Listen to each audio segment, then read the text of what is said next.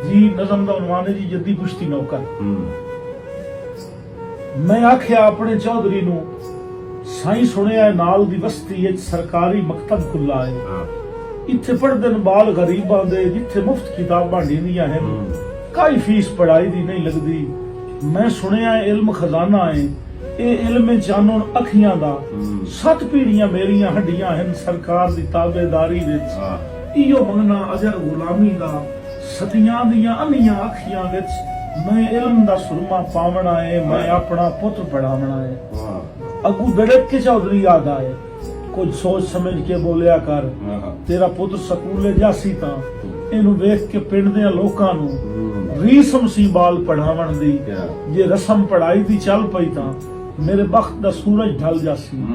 मेरे माल दे पट्ठे कां करने, मेरे कौन नवैसी कुत्तियां नू मैनू हुक्का कौन बखा दे। मेरे बाल शिकार तू वट सड़ता, लड़ कौन मरे सी गड्डी ते, ओदे सुन के बोल हकारत दे। चुप करके घर नू रलक पियम, रे अवसदा सामण अखियां दा, सारी रात सुचेंदे गुजर गई। मेरा पुत्र नाज़िक फुल्लां तू नहीं अग रख सकदा डफे ते, नहीं गरम हवेगा जा सकदा। इया सोच सुचेंदे आंख लग गई।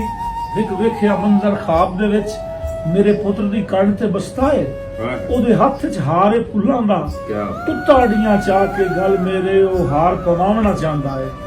अजे अख दा ख्वाब अधूरा हा कि तू घर दा कुंडा खड़क पिया।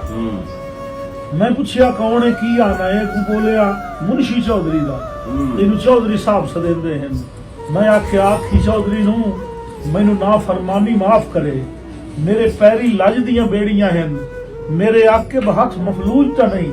मैं अज ला डेढ़ चू ढो लईए, मैं कहीं दी नौकरी नहीं करनी, सिर देसा हेठ तगारी दे, हाँ देसा चीर पहाड़ां दा, रुख देसा मोड़ समुद्रां दा। वंज आखी अपने चौधरी नू सिखे अटकल आप बखावन दी, या हुक्का पीवना छड़ देवे। सदियां दियां अनियां अखियां विच मैं इल्म दा सुरमा पावना है, मैं अज ला डेढ़ चू ढो लईए, मैं अपना पुत्र पढ़ावना। वाह, अपना पुत्र, वाह, बड़ी गहराई है।